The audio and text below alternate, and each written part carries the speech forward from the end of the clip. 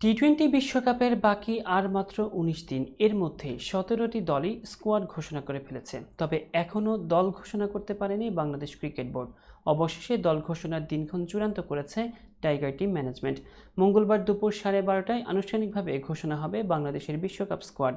সোমবার এক বিবৃতি দিয়ে বিষয়টি নিশ্চিত করেছে বিসিবি। জানা গেছে, পেসার তাসকিন আহমেদের জন্য অপেক্ষা করছে টিম ম্যানেজমেন্ট। জিম্বাবুয়ের বিপক্ষে ফিল্ডিংয়ের সময় কোমরের ডান অংশে ব্যথা পেয়েছেন তিনি।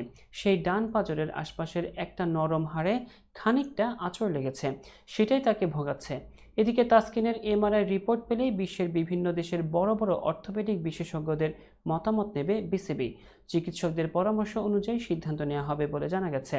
বোর্ডের উচ্চ পর্যায়ের দায়িত্বশীল সূত্র জানিয়েছে, যদি চিকিৎসকরা নিশ্চিত করেন যে তাসকিন বিশ্বকাপের আগে ইনজুরি মুক্ত হয়ে মাঠে নামতে পারবেন, পুরো শক্তি ও রান আপে বোলিং করতে পারবেন, তাহলে তাকে দলে নেওয়া হবে।